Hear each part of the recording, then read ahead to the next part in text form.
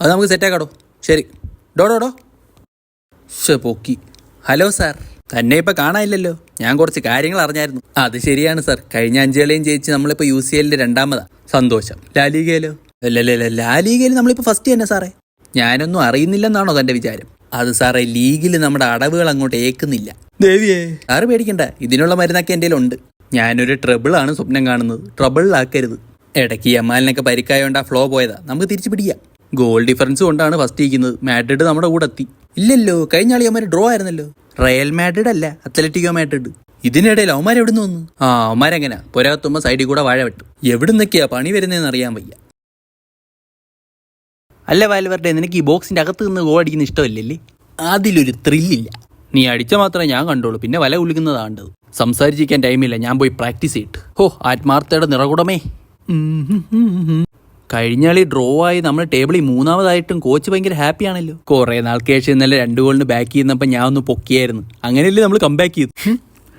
അതെ കോച്ചേ, വെളിയിലൊക്കെ പോയി പറയുമ്പോൾ പിരികം എടുത്ത് പറയണം കേട്ടോ, ഇല്ലെങ്കിൽ ആൾക്കാർ തെറ്റിദ്ധരിക്കും. വൃത്തിയേട്ടവൻ. ചുമ്മാ അല്ല നിന്നെ കാമിക്കാന്ന് വിളിക്കുന്നത്. എന്തൊക്കെ ബഹളമായിരുന്നു. Real Madrid vibe. എന്നിട്ട് വൈബ് പിടിച്ച് കംബാക്ക് അടിച്ചത് അവന്മാര്. മിണ്ടരുത് നീ വന്ന അന്ന് തുടങ്ങി എൻ്റെ കഷ്ടകാലം. പോട്ട് കോച്ചേ, എല്ലാം ശരിയാവും. നിനക്കത് പറയാം. ഓരോരുത്തന്മാർ ചോദിക്കുന്നതിന് ഞാനല്ലേ ഉത്തരം പറയേണ്ടത്. എന്നെ കൊണ്ട് പറ്റുന്നത് ഞാൻ ചെയ്തു.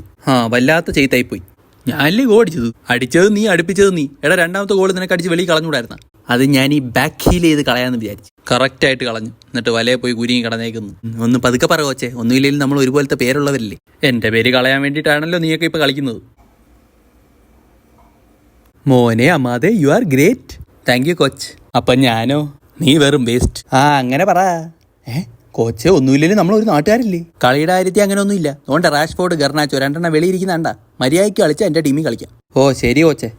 അങ്ങേരുടെ വിചാരം അങ്ങേരുടെ ടാക്ടിക്സ് കൊണ്ടാ കളി ജയിച്ചെന്നാ. പക്ഷെ ഞാൻ ഇറങ്ങിയതിനു ശേഷം കളി മാറിയത് ഇല്ലേ? അതെ. അനക്കിയതാണോ? അല്ല.